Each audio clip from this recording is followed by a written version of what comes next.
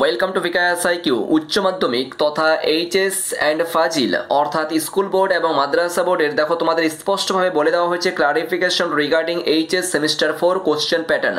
আগে যে তোমরা নোটগুলো কিনেছো বা আগে যে তোমরা যে বইগুলো নিয়েছো, যে প্যাটার্ন অনুযায়ী তোমরা নোট তৈরি করেছো, সম্পূর্ণ ক্যান্সেল। আগের যে ফরম্যাটটা ছিল সেই ফরম্যাট আর ফলো হচ্ছে না, স্পষ্টভাবে কাউন্সিল বলে দিয়েছেন।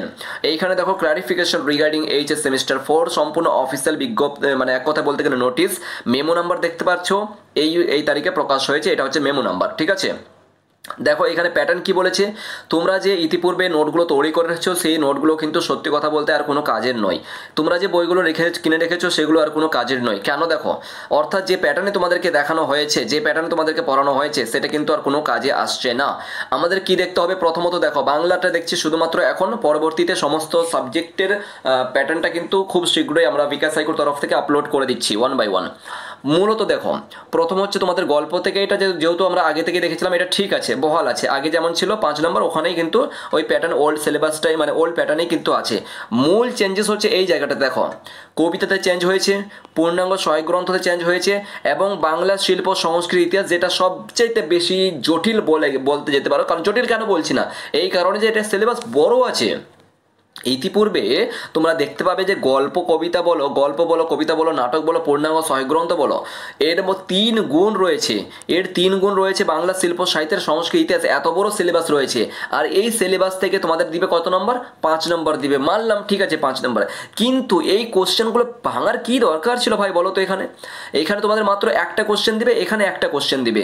বলো তো তুমি বলতে পারবে এতগুলো মিনিমাম এত কোশ্চেন, মানে এত পরিমাণে সিলেবাসটা আছে বাংলা শিল্প সাহিত্য সংস্কৃতি ইতিহাস, এইখান থেকে মাত্র 2টো কোশ্চেন তৈরি হবে পুরো বাংলা শিল্প সাহিত্যের, মানে এই তোমার বিভাগ খ যেটা রয়েছে তোমাদের, দেখবে আর কি একটা বাংলা শিল্প সংস্কৃতি ইতিহাস বলে যে একটা তোমাদের বই দিয়েছে, ওই বইটা থেকে মাত্র 5 নাম্বার, তার উপরে আবার 2টো কোশ্চেন তৈরি হবে। নাম্বার কাটার ভীষণ একটা, বলতে গেলে যদি ভালো করে না পড়াশোনা করেছো তার মানে নাম্বার কাটছে। এইখানে দেখো কবিতা থেকে যেটা আমরা দেখেছিলাম, আমাদের ওল্ড প্যাটার্ন ছিল 5 নম্বর ছিল এইখান থেকে, ঠিক আছে, এইখান থেকে 5 নম্বর ছিল, আর এইখান থেকে 5 নম্বর ছিল, ঠিক আছে, না এখান থেকে ছিল, এখান থেকে 10 নম্বর ছিল, বুঝতে পেরেছো? এই পূর্ণাঙ্গ সহায়ক গ্রন্থ থেকে এখান থেকে 10 নম্বরই ছিল, কিন্তু প্যাটার্নটা ছিল এই মতন করে যে 5x2 এই মতন ছিল, বুঝতে পেরেছো? 10 নম্বর ছিল। কিন্তু দেখো বর্তমানে এই জায়গাটাতে আমি কিন্তু বলতে গেলে বিকাশ সাইকো থেকে আমি বাংলা পড়িয়ে থাকি, এইখানে টোটাল চারটার মতন সামথিং আর কি, 4 থেকে 5টা কোশ্চেন প্রায় তৈরি করে নিয়েছি, পুরো যেহেতু ওল্ড প্যাটার্ন অনুযায়ী সেইগুলো আর কোনো কাজে আসবে না। এখানে আমাদেরকে কি করতে হবে এখন, 1 মার্কের 2 মার্কের এবং 3 মার্কের কিন্তু কোশ্চেন সেরূপভাবে তৈরি করতে হবে, সেরূপভাবে নোট তৈরি করতে হবে, রাইট? তো যাই হোক না কেন, তো গল্পতে যেটা ছিল ওটা আমরা ঠিক আছে মানছি, কিন্তু এই দেখো 3-4টা যে তোমাদের কবিতা রয়েছে, এইখান থেকে মাত্র তোমাদের কটা কোশ্চেন আসছে? একটা কোশ্চেন এইখান থেকে আর একটা কোশ্চেন এখান থেকে।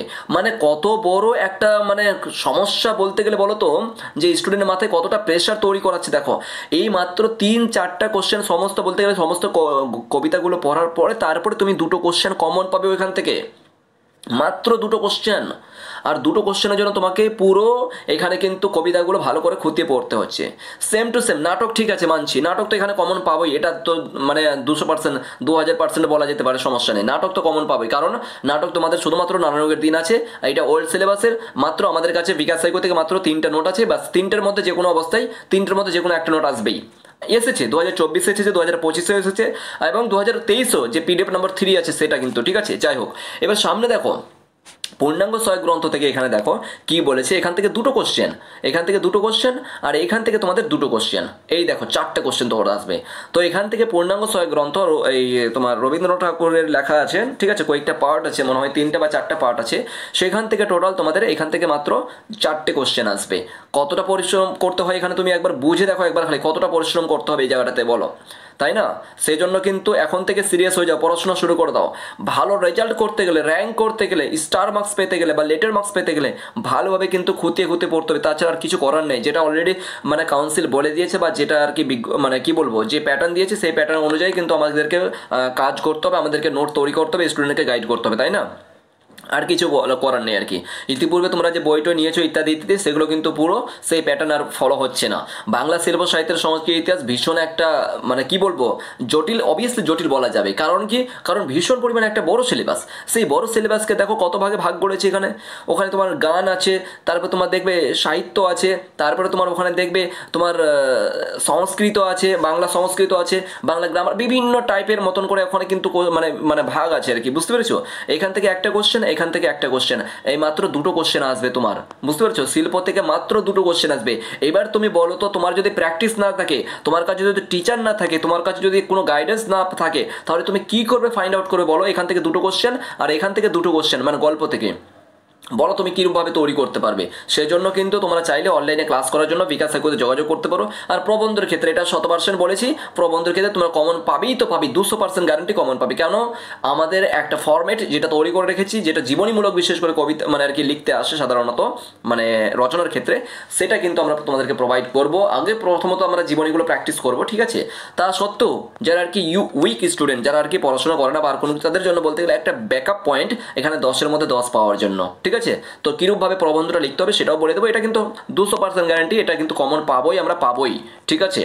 যাই হোক না কেন, তো তোমরা যদি বিকাশ সাইকোতে ক্লাস করতে চাও তাহলে সেক্ষেত্রে এই নাম্বারে হোয়াটসঅ্যাপ করবে 8100, ঠিক আছে? 8100191916 এই নাম্বারে জাস্ট হোয়াটসঅ্যাপ করবে। তোমরা যে কোনো সাবজেক্ট পড়তে পারো। আমাদের বিকাশ সাইকোতে সমস্ত উচ্চ মাধ্যমিকের এবং এক কথায় স্কুল বোর্ড এবং মাদ্রাসা বোর্ডের এই 4th সেমিস্টার অর্থাৎ এইচএসের 4th সেমিস্টারের সকল বিষয় আমরা মানে আর কি পড়িয়ে থাকি, যেখানে প্রত্যেকটা সাবজেক্টের জন্য আলাদা আলাদা শিক্ষক শিক্ষিকা আছেন। তোমরা যদি ক্লাস করতে চাও তাহলে সেক্ষেত্রে 8100191916 এই নাম্বারে যোগাযোগ করবে। 2nd সেমিস্টার এবং 4th সেমিস্টারে বর্তমানে সমস্ত সাবজেক্টের ক্লাস আমরা প্রোভাইড করে থাকি। Thank you so much.